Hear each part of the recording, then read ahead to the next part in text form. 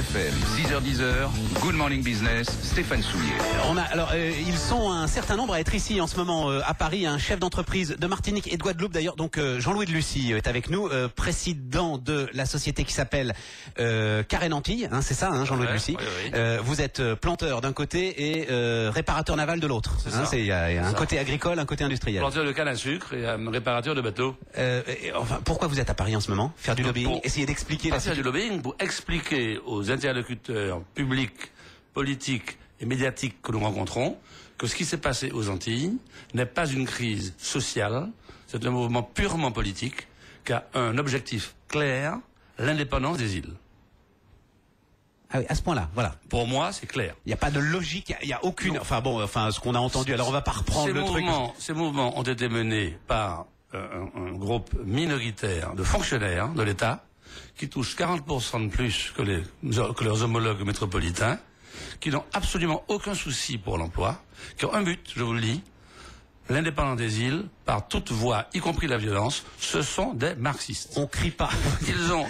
Monsieur de Lucy, on crée pas un conflit social de cette ampleur sur une revendication qui n'est pas celle de la population. Vous comprenez ce que je veux dire? C'est-à-dire, si le conflit social a pris cette ampleur, c'est que fondamentalement, quelle que soit leur motivation, laissons ça de côté, ils ont appuyé sur un problème. Réel problème de crise sociale au sein de ces îles. Quand vous dites à une population que vous allez obtenir un salaire substantiel, 200 €, de 200 à 300 €, c'est-à-dire les sommes annoncées, que vous allez obtenir des baisses de prix sur tout un ensemble de produits. Vous rasez gratis. C'est normal que les populations vous croient. Bon, donc ils ont au début rassemblé beaucoup de gens, effectivement. Au fur et à mesure des semaines qui ont passé, les populations se sont rendues compte qu'elles étaient manipulées. Et aujourd'hui, on va compter les morts. On est sur le plan des entreprises et sur le plan des milliers de chômeurs qui vont maintenant aller s'inscrire à la NPE, dont M. Demota, d'ailleurs, le leader du LKP de la Guadeloupe, et le co-directeur. On est resté, je dois vous le dire, sur BFM, totalement à l'écart, enfin en tout cas à l'occasion de Good Morning Business, totalement à l'écart de ce conflit, parce que justement dans notre émission il y a business, et que j'ai l'impression que là-bas il n'y a pas de business.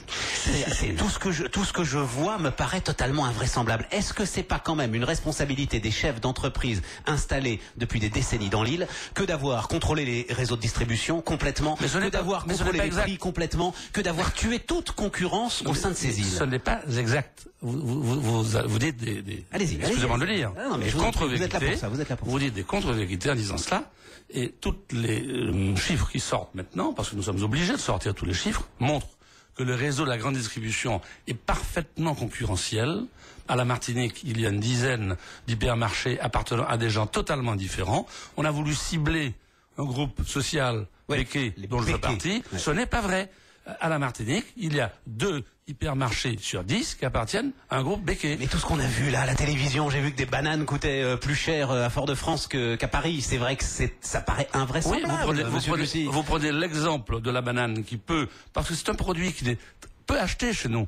La banane, en fait, chaque Martiniquais, chaque Guadeloupéen a quelques plants de bananes chez lui, ou sa famille lui emporte de la campagne. C'est un produit qui est très peu consommé chez nous. Donc vous prenez effectivement un exemple phare. Non, mais l'essentiel des produits n'est pas du tout concerné par cette mauvaise distribution. Et puis dans un coût de la vie, il ne faut pas prendre que le panier de la ménagère. Le coût de la vie, c'est plein de choses. C'est le chauffage, ce sont les vêtements, etc. Alors j'ai appris hier qu'une commission parlementaire était nommée pour faire une étude justement très précise sur le coût de la vie aux Antilles. Et je pense que cette commission parlementaire va nous rendre un grand service en donnant la réalité du coût de la vie dans les îles. Pourquoi est-ce que vous, chef d'entreprise antillais, profondément antillais, je le comprends totalement antillais. Pourquoi est-ce que vous n'avez pas trouvé le moyen d'organiser un circuit économique régional cohérent? Pourquoi est-ce qu'il n'y a pas aujourd'hui un circuit économique régional cohérent? Pourquoi est-ce que... Alors on découvre des trucs totalement invraisemblables sur le trafic entre les îles qui est complètement contrôlé. Vous me direz c'est pareil entre la métropole et la Corse. J'y pense en vous disant ça, mais bon là.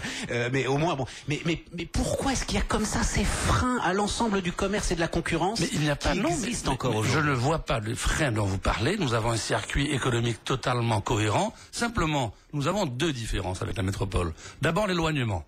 7000 km que ce soit par avion, que ce soit par bateau.